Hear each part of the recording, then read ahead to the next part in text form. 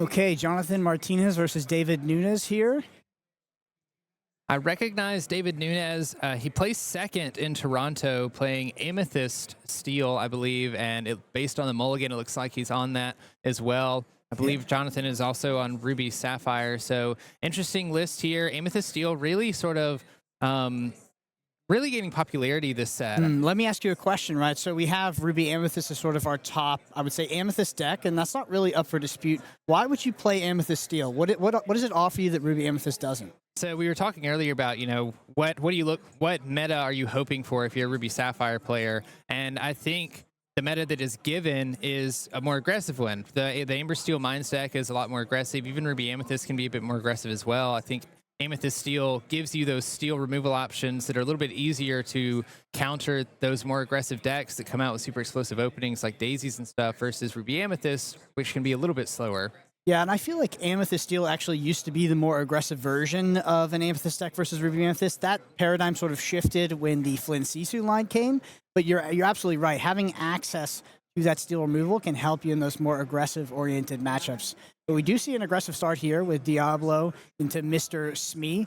So 3 quests liable on the board. We'll see how Jonathan responds. Jonathan with that amazing new card. It's going to go into the Inkwell.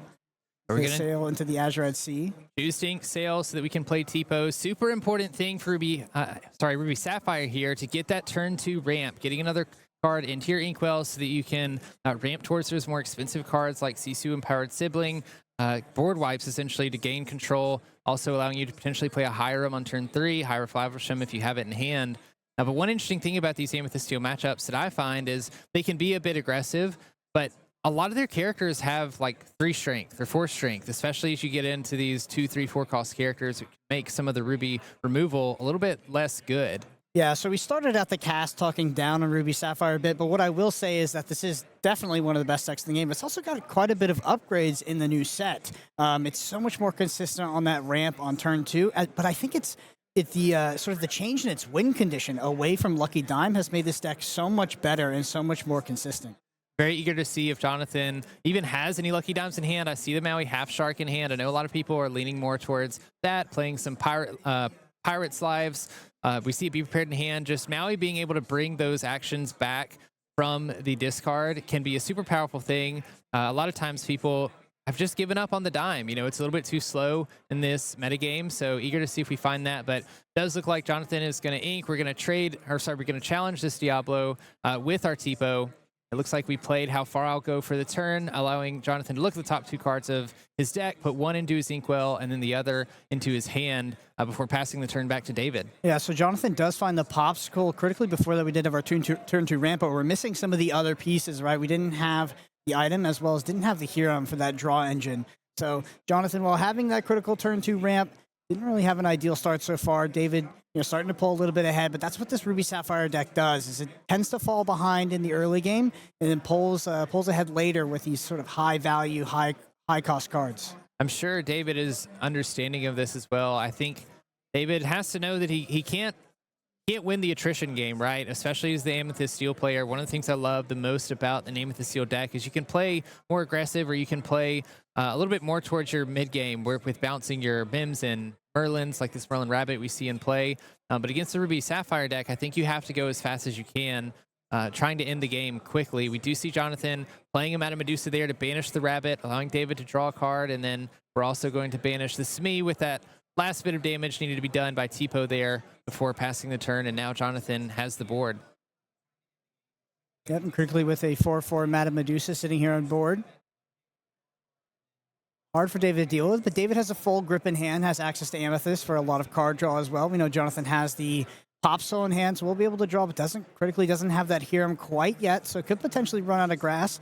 While you can never attrition out Ruby Sapphire in the long game, sometimes in the early to mid game, they can stumble, can not find that draw engine, and sometimes you can see Amethyst decks actually attrition them out. It's sort of a hybrid mid-range attrition game plan, but you can out-card advantage them with things like that Rabbit, the bounce package, and things like Friends on the other side. It's one of the things that I appreciate most about an Amethyst Steel deck specifically is a lot of these more aggressive decks, like Amber Steel, for instance, you can play out your hand really quickly, but if you don't have a way if you either don't win the game early or have a way to recover through cards like Doc or Rapunzel to draw you more cards, you can kind of just run out of gas, like you said. But Amethyst, of course, has a plethora of cards available to them to not only draw them cards, but sort of replace themselves, right? The Diablo that was played replaced itself. The Rabbit that was played got more than just replace itself, drew 2 cards by the end of that. So it makes it really easy for David to continue to put pressure on sort of as the game moves on. Kind of answers potentially David has in hand. We see access to Chernobog's followers as a way to potentially draw more cards. The CT5 cost Elsa there as well. We're going to see our first GOAT of the game. One of the most powerful cards in any of these Amethyst lists. We've already seen its power on display so far today. Chernobog's followers as well followed up. So 4-drop, 1-drop. Back onto the board here for David. I love this play by David here because it sort of gets around the Lady Tremaine line. Lady Tremaines were a little less popular in the past couple metas, but I've seen them being played a little bit more in some of these Ruby Amethyst and Ruby Sapphire lists as well. So having that Chernobog's followers there gives you an opportunity to banish something other than your Merlin Goat that you're probably wanting to bounce to hand. But Jonathan is going to play that Pawpsicle, drawing a card, and we do see the Maui Half Shark being played for the first time. That's going to allow Jonathan, if the Maui Shark can challenge and banish a character, to pull an action card from his discard and replay it. Yeah, which is a super, super powerful engine. This is a new card, of course, that has made its way into all of these Ruby Sapphire decks, often as a 3 of, sometimes as a 4 of as well. Just such a big shift in terms of how this deck was built.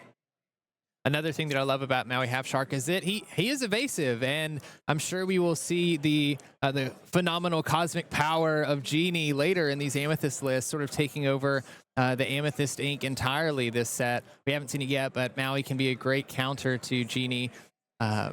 Being in play, being a 2-quester, evasive character can be difficult. Yeah, I feel like the theme of set 6 is almost centered around evasives, mostly because Genie is so powerful, but we see responses in the metagame with things like Maui Shark as well. I mean, these Amethyst decks are, these Amethyst derivatives that are running as evasive characters. This has been happening since set 1. Oh my gosh, we see a second Maui Half Shark being played.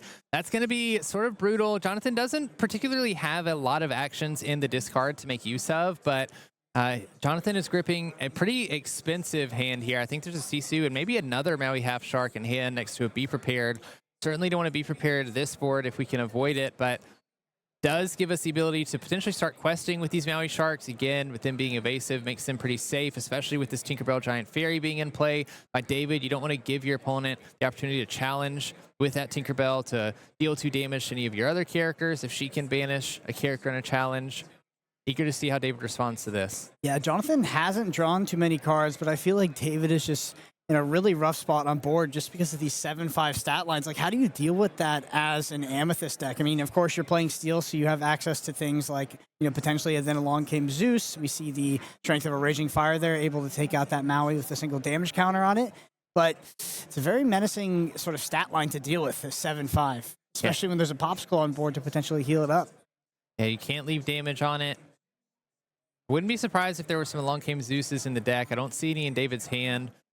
Unfortunately, we don't have any evasive characters either. Otherwise, that Crab might be helpful. If we can get up to an ink count where we can play both this Crab and the Elsa. Elsa is evasive, could exert the Maui Half Shark if Jonathan decides to keep it readied and banish it with the pump up that Merlin Crab would give the Elsa to rush in. Imagine having to go through that much work just to deal with this card that is just a part of a win condition, right? It's not even supposed to be that powerful in and of itself, and you're sort of almost 2-for-1ing yourself to try to get rid of it. We see our first Pawpsicle banished, and another one here played off the back of that. Hiram has it, the board. It feels like Jonathan is starting to run away with this game, has assembled board dominance and has now gotten access to the card draw engine as well. Yeah, David's sort of in a locked state right now, I think, where you don't really want to quest with any of your characters, primarily because you don't want this Half Shark to challenge anything. Even though there's not many actions in Jonathan's discard, there is that How Far I'll Go, which is a great song for Maui to sing. If you want to you don't want to spend the ink on that card, but let Jonathan dig deeper into his deck to find those Hiram Flavershams, the other few pieces that he's missing to really take control of this deck. Yeah, and we talk about the difference between the Amethyst Steel and Ruby Amethyst. I mean, I think the late game Ruby Sapphire is going to be particularly hard for Amethyst Steel to deal with because they really can't do anything about Tamatoa. They can't even, play one, be prepared to 1-for-1 at Tamato. Once that Tamato hits the board, I feel like Jonathan's going to have this game locked up unless David's very, very far ahead in terms of lore. Yeah, you don't even need a card like Lucky Dime, which has been so powerful in the past couple sets because of that reason. David can go as wide as he wants to, but Jonathan, as we continue to see him develop this board, it just gets wider and wider with more and more threats. We saw the Hiram Flaversham being played, so now Jonathan has one of the strongest card draw engines in the game. Hiram being able to banish banish an item card when he enters play and draw 2 cards off of it. And when he quests, he can do the same thing. See David exerting and banishing that questing with the Turnabox followers and banishing it to draw another card, just trying to find answers. We can see him doing some calculations, trying to figure out what he needs to do to get back into this game. Only up to 8 lore. That's certainly not where I want to be in this position because you got a long way to go to 20. This looks like we're going to exert the Hiram here with the Elsa. Crab comes down. Elsa into the shark. It's crazy that you have to get rid of that shark because it's so scary with that half Argo sitting in the discard, just being able to get that back. But we see the power of Elsa the Fifth Spirit here, being able to come in, break this lock that Jonathan had David in, essentially exerting the Maui half shark, allowing the Elsa to challenge and banish it, and then now letting Tinkerbell challenge and deal damage to the other cards like the Hiram Flaversham with I think the Merlin Goat was the one that challenged into it. So you see it be prepared here potentially. Yeah. Yep. Yeah, this is how Ruby Sapphire really takes over a game. It takes so much work to get them off of those powerful characters and off of a powerful board state. You finally recover, build something up, and then they just slam the be prepared right after.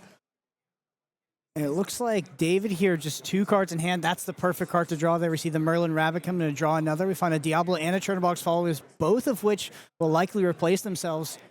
David drawing pretty hot here as we enter the mid game. Over to Jonathan. Jonathan does need to find something.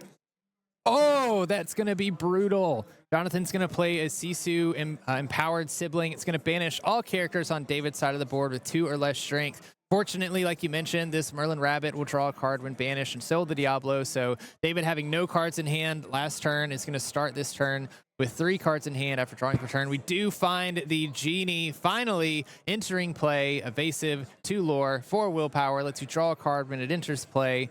David just continues to cycle through his deck, playing card after card after card, pushing to 20. Jonathan did also draw here in Flaversham on the previous turn, which must have been one of the better draws he could have had, getting access to more card draw. That being said, David is putting the pressure on, and Jonathan needs to answer quickly. It's really funny to me, Brandon, when people say that Ruby Amethyst or something Amethyst it's a fair deck. It does fair things. There's nothing fair about drawing this many cards. Yeah, I mean, David multiple times has been on such a low hand, almost, 0 cards many times, and it's just you just top deck the Rabbit or top deck the Genie, whatever you need to.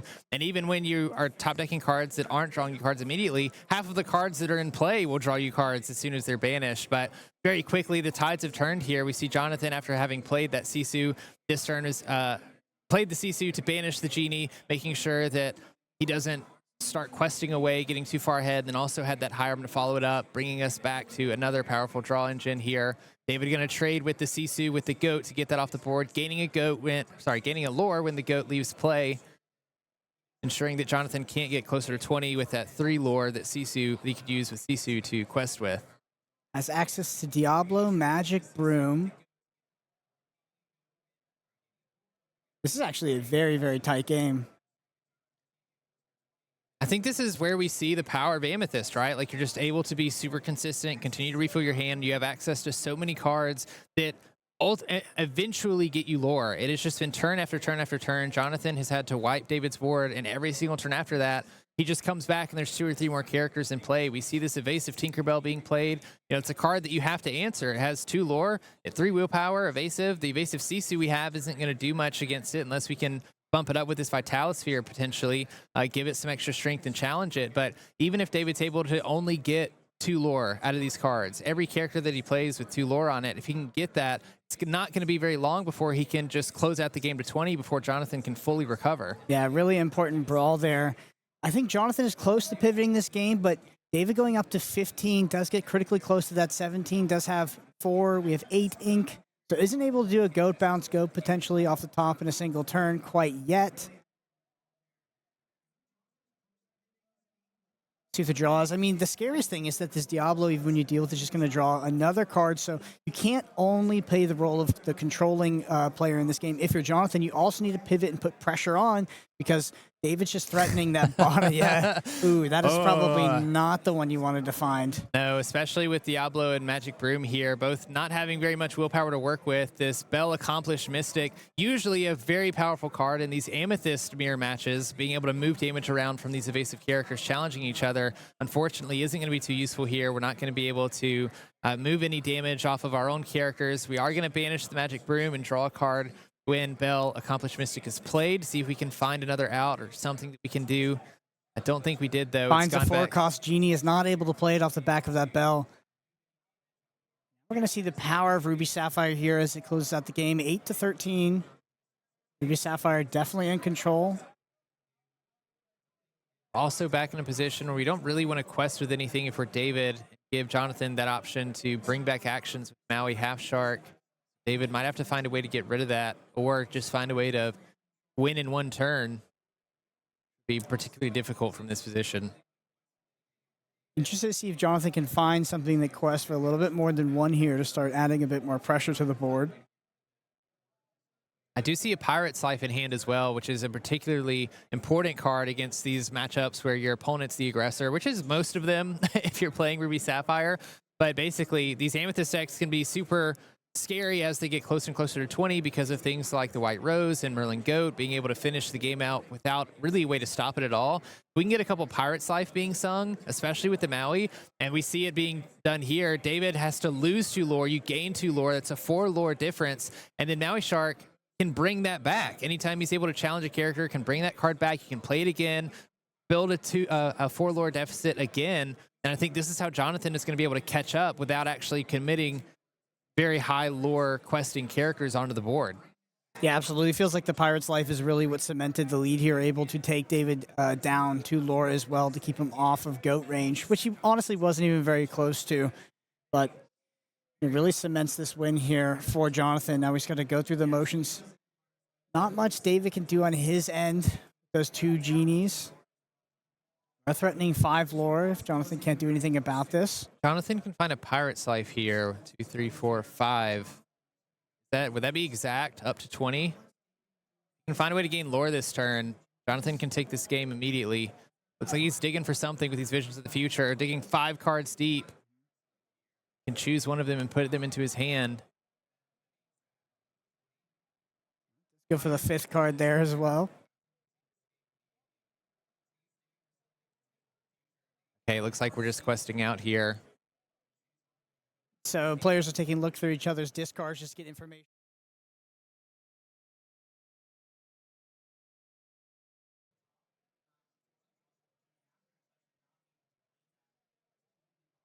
All right, so what do you think you're looking for in the opening hand here if you're on the Ruby Sapphire end? I think Ruby Sapphire, you're looking for any way to interact. Well, first of all, priority number 1 is ramp on turn 2. You want to find a Tipo, you want to find a Sail the Azurite Sea.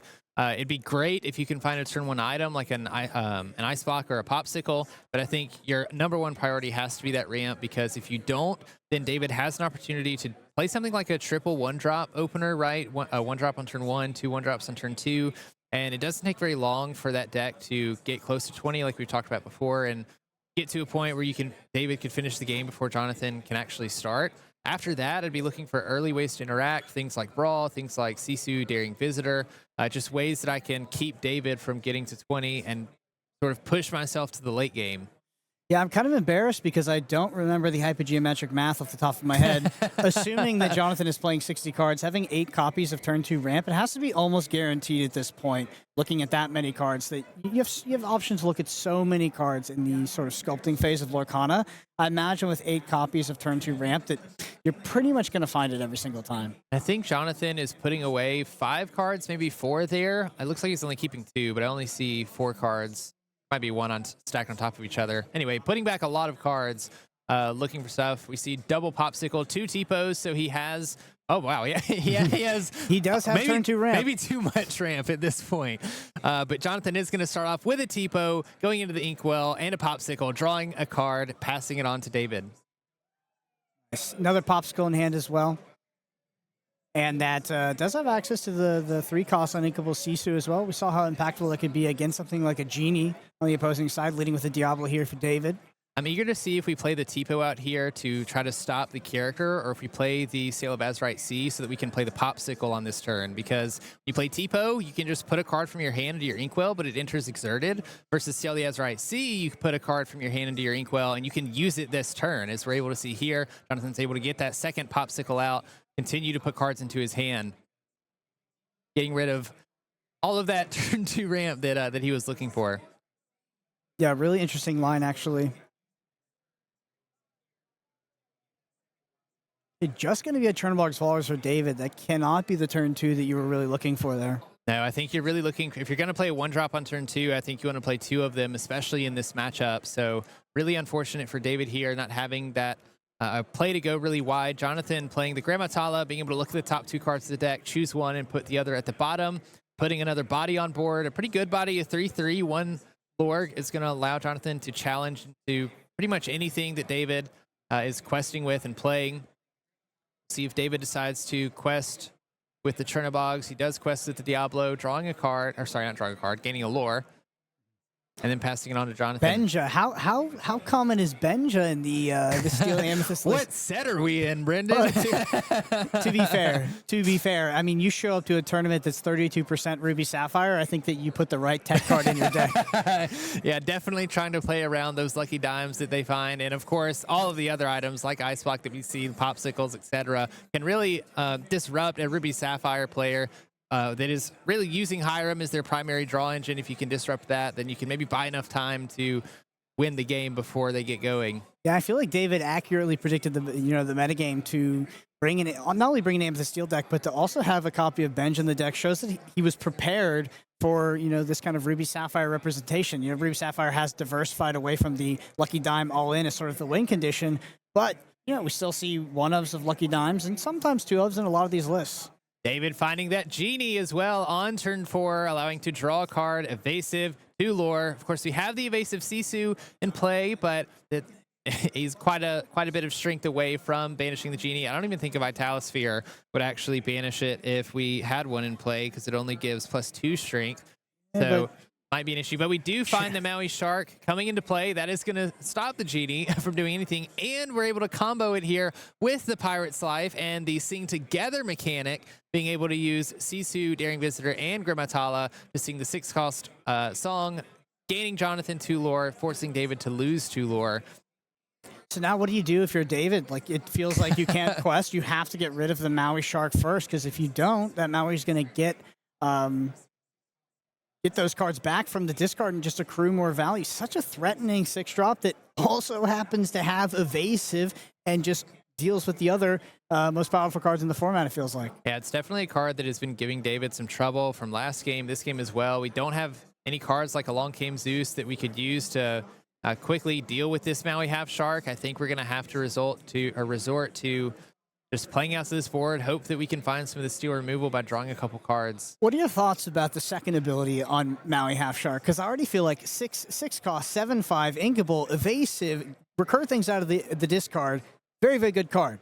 But now, also when you play in action, gain 1 lore. You just immediately gain a lore. Yeah, it puts, we are watching how powerful that specific ability is, right? Because Jonathan can sort of keep some of his characters ready. He can sort of be in a position where he can always respond to David while also progressing his win condition. He can continue to play cards like Vision of the Future. He can play cards like Sail the Azurite Sea. Or if he has cards like Pirate Life, he can continue to utilize these cards to put him in better positions without honestly risking all that much and continue to gain lore the whole time. See the Chernobog's library sort of combo here, drawing 2 cards, does find Along Came Zeus off the top, which is going to be a potentially good answer to this Maui Half Shark. I think so. We have the Genie in play that can sing it as well. Very quickly deal 5 damage to Maui, get it off the board, gives us the opportunity to start actually exerting our characters without being too scared. We are going to move this Magic Broom to the library as well. Interested to see if we'll banish it. We're going to quest with the Broom. Have to imagine we will, just considering how much value we're going to get out of that. Drawing 2 additional cards. We're seeing the power of the library engine here. I feel like that Along Came Zeus, which is such a good draw here for David. Now being able to answer this Maui Half Shark. Go ahead and sing, get rid of that. So much back and forth in these games. Yeah, really great for David there, able to find the Along Came Zeus. Also have the Strength of Raging Fire, I was going to say, but it looks like we're going to go ahead and use that to banish the Sisu. We don't want Jonathan to shift onto this Sisu the next turn, but Sisu, Daring Visitor, of course, is also evasive. It can cause a couple problems, but... What do you think the best card Jonathan could have here is? Because I think it might be Tamatoa. Yeah, Tamatoa is pretty good here. It's going to allow us to bring back a Pawpsicle from the discard, reuse that Pawpsicle later, draw a card. I mean, Jonathan would have had almost no cards in hand without that Tamatoa. Such an important card to have here. Still potentially behind. I mean, like we said in the past, David does not have a great way to deal with this card specifically, not having access to things like Be Prepared or Lady Tremaine. Not that Tremaine would impact this board too much, but something that Steel struggles with, particularly something like 5/8. Yeah, a very large card. Difficult to get rid of for any cards in Steel. Also, David just hasn't gotten a lot of lore. Like at this point in the game, I would want David to be a lot further along towards his win condition because there's so much back and forth. You know that the more cards that Jonathan draws, essentially any Ruby card that he draws is going to banish something on your board. Jonathan, I mean, the library might help him tick up along a little bit, gaining that extra lore at the start of your turn. And we have the evasive Genie, right? Like Tamatoa is an evasive, so theoretically Genie can quest for 2 if it survives, but I think that's the issue is it going to survive until the next turn? Interestingly, I think that if Tamatoa had not been the play for Jonathan, David would have been in a position to actually attrition Jonathan out throughout this mid game, due to having access to the library and those, just the rest of the cards in Amethyst to draw additional cards. Of course, has access to friends on the other side as well. Probably would have been at like 6-7 cards in hand to Jonathan's 1 or 0 at that point, but now it's coming down to a bit of a race because this Tamatoa is just going to generate so much value.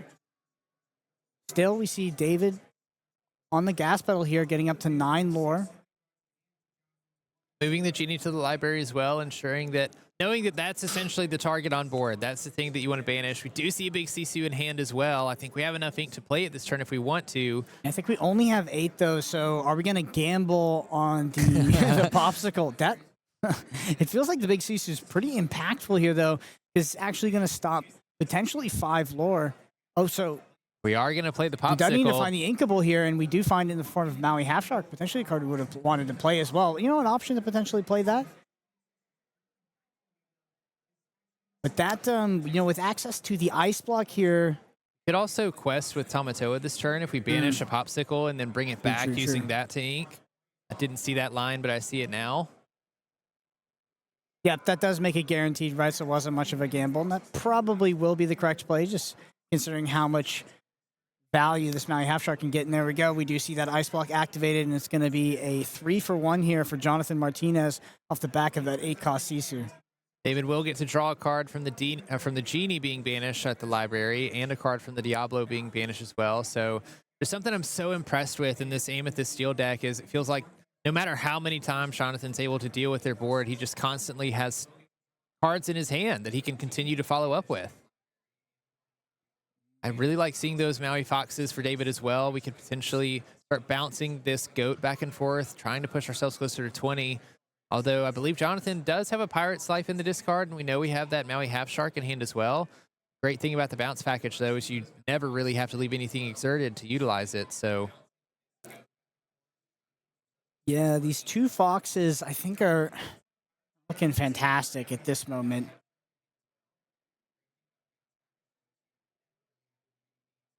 See what David can do here. Might sing Friends with Goat. Yeah, I imagine that is going to be the play here.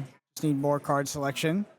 Oh, okay. We're going to challenge the Tamatoa here, putting 4 damage on the Tamatoa, banishing the goat, drawing a card from the library. Does find Strength of the Raging Fire. That's got to be the worst draw on the deck. Yeah, not a great draw. I mean, we have 2 Foxes in play. We can't play those unless there's another character on the board. We're going to ink our friends on the other... No, sorry, play the friends on the other side to draw more cards. Let's find a Rabbit and a Broom. Drink available. Believe that David has not inked yet. We're going to ink that Elsa. Play the Magic Broom, and then here's the Monoman Fox as well. Going to get rid of that Tamatoa. We see how many hurdles David has to jump through to get rid of something like a Tamatoa. Still have a Sisu on board as well. There's the Hiram Flaversham off the draw. Going to let Jonathan banish Pawpsicle, get that draw engine in play if we want to use that this turn. It looks like we are. Yeah, absolutely. Oh my goodness, two Maui half sharks in hand and a vision of the future. Gives us plenty of access to the rest of our deck and our discard, essentially. We don't even need to dig through the deck because we have some of the best cards in the game in our hand right now in form of two Maui half sharks. And this is definitely a board where if I'm David, I'm looking at it and just my anxiety is going a little high at that point. How am I going to deal with all of these big threats? Sisu questing for 3. Now we have Shark evasive, can pull back those actions, gaining lore when you play actions, Hiram drawing cards through your deck. Yeah, David does still have the Strength of Raging Fire in hand. Did ink the Elsa on the previous turn. Soon we'll see Merlin Rabbit played out here. Just get more selection. And there it is. Find a Calhoun off the draw. Not particularly useful right now with all of the high willpower characters and difficult to challenge characters. Usually a pretty good card on the draw or to come back because of her ability to gain lore when she challenges and having resist. Gonna play that Magic Broom and bounce it with the Fox. Move the Fox to the library so that we can challenge and banish the Sisu, drawing a card when the Fox is banished because of the library. Rid of one of these threats. Yeah, David is able to sort of make this board look a bit more manageable. That being said, I do think the Maui half sharks are very, very threatening for him at this point. Has to find something to deal with those. And David is having to kind of do gymnastics here so that he doesn't leave any characters available for Maui to challenge into. Also dealing with just the characters on board because David has slowly but surely been getting closer to 20 with this library being on board. It's gained lore over the course of multiple turns at this point. I think access that Maleficent as well is going to be pretty good here for Jonathan. It feels like, David at every point has to 2-for-1 himself, take a sort of tempo negative play just to try to stay in this game and keep control of the board. And Jonathan's starting to showcase the power of Ruby Sapphire. Yeah, I mean, if we just look at his hand, he has so many answers between Brawl, Maleficent, also a McDuck Manor, I think, in there as well. We see the McDuck Manor ever enter play. That's going to be particularly difficult for David. So McDuck Manor, do you think that's a tech card for the Amethyst deck specifically? Could be. I find that players are playing less like crabs. Yeah, crabs in these Amethyst decks, which makes locations inherently a little bit better, especially ones with 9 willpower. Difficult to deal with. Yeah, and we finally see this library being challenged here. Start working on it. With that 8 willpower, it's going to survive with one remaining willpower after the Hiram. No, just the Maui challenged it. Hiram did banish that ice block last turn. We see another Merlin Rabbit here off the top. Does get a Genie. You see the Genie played, drawing a card. It's funny to see the evolution of Amethyst decks where you used to have this package of cards in your deck that would draw an additional card. Now it feels like actually every single card in the deck does that. Yeah. I mean, that's the thing. I keep looking at David's hand. I'm so used to these Ruby Sapphire matchups where once they finally take control, once we're multiple turns into this game, if they haven't lost already, usually the opponent, their hand is pretty thin or their board's pretty thin. But every single time we come back to David, it feels like he just has enough cards in hand to stay in the game. Yeah, he has 3 cards in hand, which is effectively 6 cards in hand because they all draw additional cards. I do think at this point that Jonathan is firmly ahead in this game and is in a pretty safe spot, especially with the backup of a Maleficent Dragon in hand. It's going to clear this library on this turn as well. Yeah, we don't have anything like a Sisu to get rid of this Rabbit and Genie specifically, but like you said, we do have this Dragon that can get rid of one of them. If we are going to go for the Genie, being the slightly more threatening for lore purposes, being evasive, gaining 2 lore. I don't feel like card advantage is as threatening as it would be at a different part of the game here for, on David's side, where, David gaining lore and potentially using something like a bounce goat to pull ahead is actually the real threat of Jonathan being able to potentially lose this game. David's ability to draw additional cards, especially like 1 or 2 here and there, I don't think is David's way back into this game. Yeah, especially again with these Maui half sharks being on board, it just makes things so tricky. And honestly, I feel like if there's any deck that can sort of combat that in a particular way, it's Amethyst because of their ability to bounce their cards back to their hand, sort of making it so you can still do something with your cards on board without giving your opponent the option to challenge, which we see David doing here, questing with the rabbit. If I'm Jonathan, I'm super happy to see David bounce a rabbit at this point. Yeah.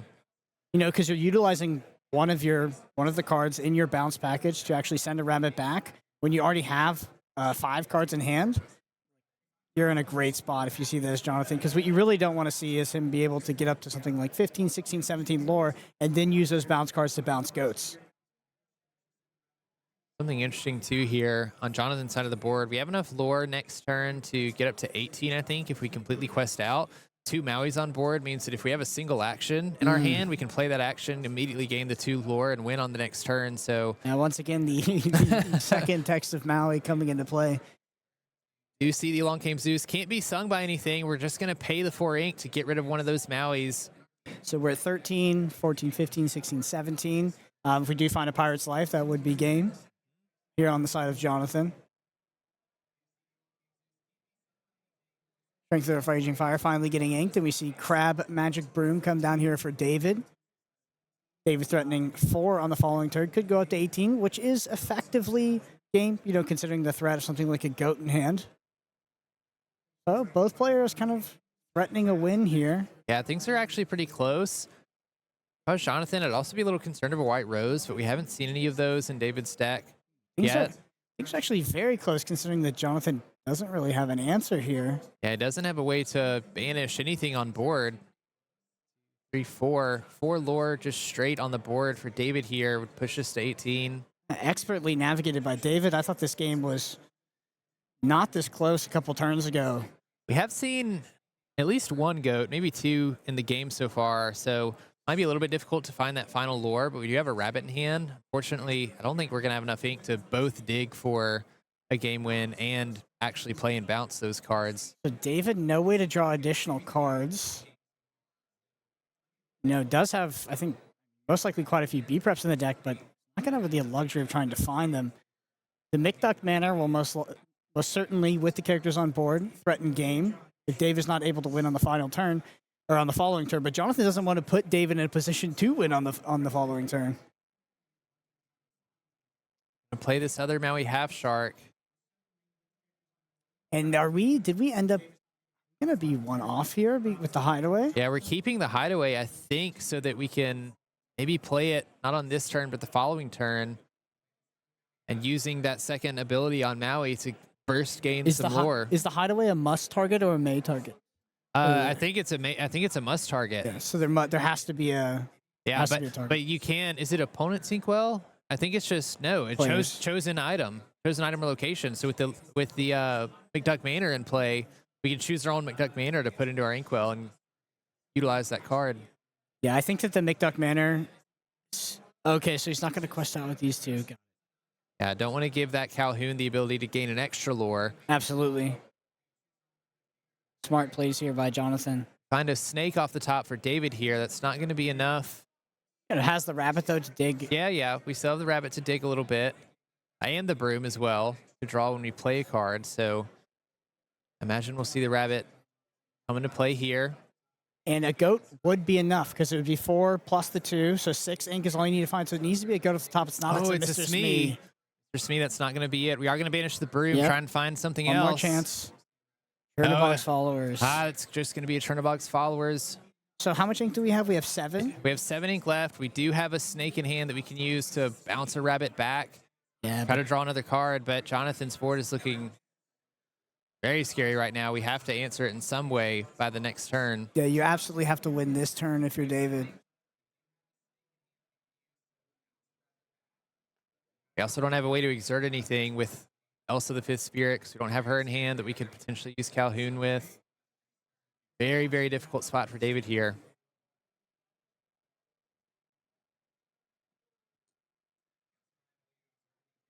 Honestly, I think our only option is taking out the Manor at this point. So we take out the Manor. We're going to be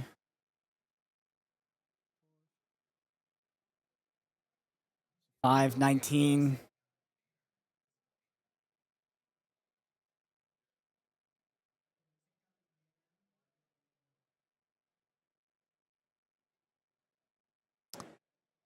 David think David's going to see that line here.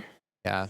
David playing very carefully, understanding that this is an extremely tight game. Any mistake here from either player potentially costs them the game. So we are going to start with this Madam M Fox challenging into the McDuck Manor. We're going to play the snake to bounce the Fox, replay this Fox.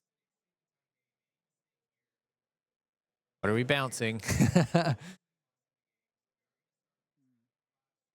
Trying to do the math. The 2 Fox challenges on their own aren't going to do it because we need to do 9 damage to the McDuck Manor. The Fox, of course, only challenges for 4.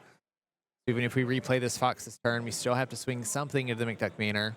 So you bouncing the crab here? Or you bouncing the rabbit? I don't know if does it even matter, because if we have Maui Shark in play and we leave anything exerted at the end of our turn, I guess then the Maui's not questing, so that's 1 less lore. But we could get Pirate's Life back if it's in our discard. Yeah, but 1 less lore would matter, right? The Pirate's Life would just be enough. Right. That's what I'm saying. Maybe David realized that sort of partway through this. That's why we saw the hesitation. Pulling back the snake. So you can bounce. Yeah. But then I think he realized, okay, I'm 1 off in terms of removing the McDuck Manor.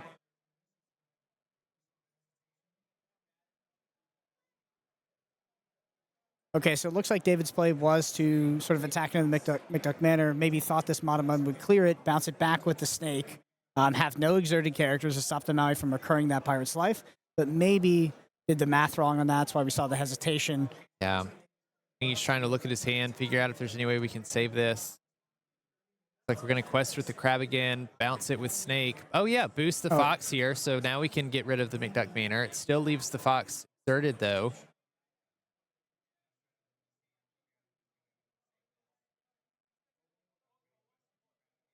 I think separating what cards were played this turn. We know we can't quest with those. So play out the rest of the hands. Back over to Jonathan. All Jonathan needs is an action that he can play. Yeah, how about a Pirate's Life? That's exactly what we're going to find. The Maui's going to challenge the Fox, bring back Pirate's Life, and Jonathan is going to take round 2 of the Disney Lorcana North American Championship. Yeah, notably as well, Jonathan with another 2-0. We saw him with 7 points, so going into 14 points after round 2, that's a great spot to be. Yeah, I mean, you know, we were talking about the Ruby Sapphire deck, how good or bad it might be into this field of what's typically aggressive decks. I think Amethyst Steel counts as one of those, you know, can be pretty aggressive in their Genie lines. And Jonathan's able to make a win out of it, another 2-0. I think I would rather play into Amethyst Steel than Ruby Amethyst, most likely. I think that Jonathan probably got the more favorable pairing out in terms of the Amethyst decks that showed up to the tournament. That being said, those were very close games, and I think that David was liable to win both of them. Yeah. So it is a tough matchup. Like Ruby Sapphire, while being 32% of the metagame, is not this end-all, be-all dominant deck. Like it's going to have, it looks like it exists in a hostile metagame this weekend. But even with the, you know, some of the matchups that it's not super favored into, very, very tight games. Yeah, I totally agree. But we do have another round after a quick break, so don't go anywhere. We'll see you in a bit. Here at the end of round 2, and I am talking with Jonathan, playing that red-blue deck against an Amethyst Steel and winning it 2-0. How are you feeling right now? Feeling pretty good. Yeah, it's a great player, and you know, it's a good game, especially the game 2. That was kind of nerve-wracking. Yeah. But no, I feel good so far. Yeah. That Maui Shark came down during the first game. Yeah. And I was watching, and man, how do you feel? Like, how instrumental is Maui Shark to that deck? Yeah, especially against an aggro deck. Like I want to get it down. I want to have that Pirate's Life. It's just a way to kind of stop them from questing, which is kind of what I want to do, especially towards that late game. So yeah, very instrumental to making sure I have that. Yeah, and were you playing this deck yesterday in the LCQs, which is how you qualified for today? So congratulations on that. Thank you you. had to go 5-0. Yeah. What was that experience like? It was fun. Like, so me and my testing groups, like we try to figure out what's the good list, and you know, my friend Mike was able to give me like a solid 62 list, and throughout the LCQ it was just solid. Like it was just really smooth, and I've been enjoying it. Yeah, so Yeah, good job. Red Yeah. purple. Yeah. Well, I hope that deck keeps being smooth sailing for you, sailing the Azurite Sea, Yeah. as we would say. And you were telling me that you came to this game from another card game because you are a huge Disney fan. Yep. You are local here, and you are Magic Key holder. What is some of your favorite things about Disney parks, or a favorite memory that you have? So fun fact, I don't like roller coasters. Okay. But the first time my girlfriend got me on Incredicoaster, it was incredible. Yeah. And I love it. It's my favorite right now. Still trying to get on Guardians, but no, I love the roller coaster. I love the vibes. Just it really is like the happiest place on earth. It really is, and it's so exciting to have this Disney Lorcana event here, right Oh, next door to the park. Are you going to make it there this weekend? Hopefully, we'll see. We'll see if I get in tomorrow. So yeah. But yeah, it's been good. It's been good here. And you were telling me that your girlfriend also plays Disney Lorcana She together. does, yeah. How's She's, that been for the two of you? It's good. She loves the mid-range decks. Yeah, she's a purple-red player. So we just love red. I guess we love destroying things, banishing things. So Yeah, you got that giant Maui right behind you. There it you go. is. Yeah, exactly. We love it. Yeah, we've been playing together since step one. So yeah, we love it. That's fantastic. Yeah. Well, thanks for chatting with me, and good luck on the rest of the day. Thank you. Appreciate it.